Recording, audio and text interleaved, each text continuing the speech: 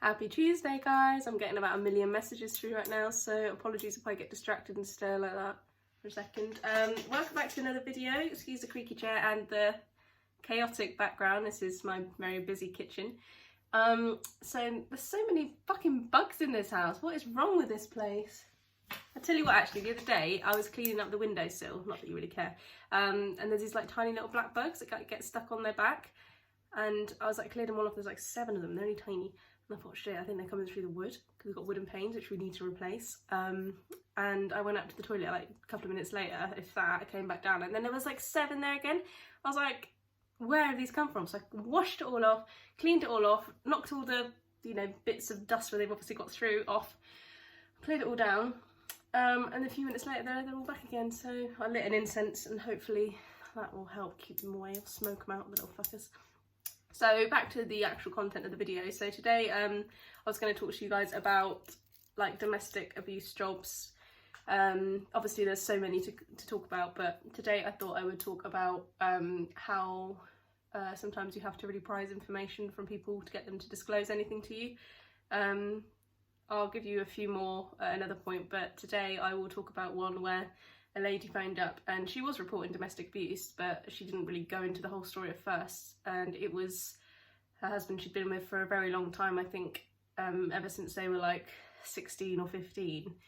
And they have a small kid who's about 4 together. And I think basically she phoned up, and this was a very regular occurrence, that they would phone up and want like assistance, getting the person, like the partner, out of the house or getting their belongings.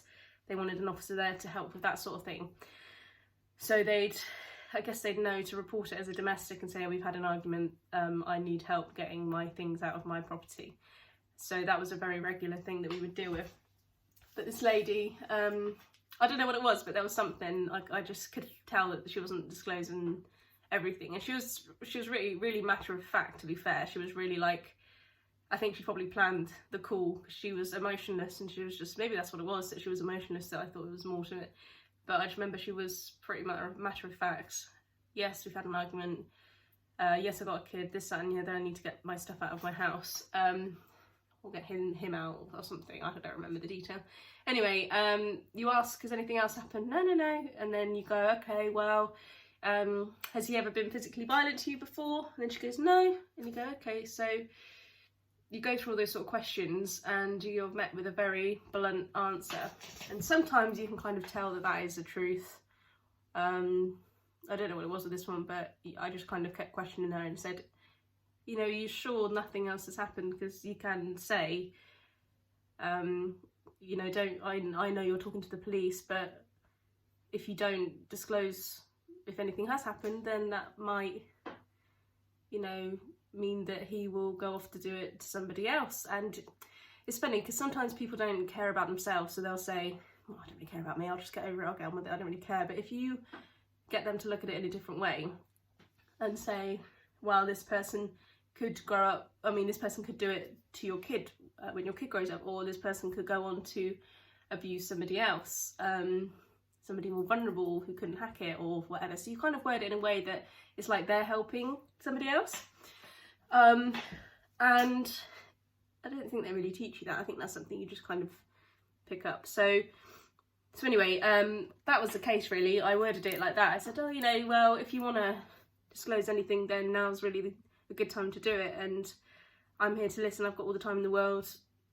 Just talk to me, even if it was anything little. Has he ever pushed you? You start off like asking like minor things, because you're not going to go straight in and say, has he battered you around the head and left you black and blue? Because that's quite a lot to even, I think, accept yourself. Like, she probably thought that probably didn't happen, So I thought, well, let's start little. So you start probing a little bit, and then information starts coming out, and then she starts crying and she's getting really upset, and then you're reassuring her that it's okay, and you're doing the right thing. Like, tell us what's happened, let's get this bugger, basically. Because too many people just think they can get away with shit. I think really it's awful. So she she ended up disclosing that he had beaten her up a few times, and actually with that one she was upset because he had hit her kid, and we already knew about that. That had already been reported, but she went into detail and said, well, that night he'd also like shoved me to the ground. She said she remembers going unconscious for like a few seconds and things like that. So it was quite serious attacks, and it turned into quite a serious report in the end. But there's been lots of cases like that, and I'll talk next time or another time maybe about how it's been the other way around, like a bloke phoned up to report like basically similar things. So I'll do that another time because that was interesting as well. But yeah, I thought I would just tell you about that. So sometimes you have to keep probing and digging and letting them know that you're a safe person and a secure person to speak to, and reassuring them that it's the right thing to do and things like that. So if any of you guys are going to go into doing that, then no pressure in people. I'd say just let them talk to you, you know. Don't get impatient and say, oh fine, you're not going to fucking tell me, then it's your fault. If you're not going to tell me, then whatever. Like, that's not the point of it, is it? So yeah, anyway, this video's gone on, and I will catch you guys next time, which will probably be Thursday if I remember to upload. Have a lovely evening. Thanks for watching. Don't forget to like and subscribe and all that crap, and I'll see you next time. Bye.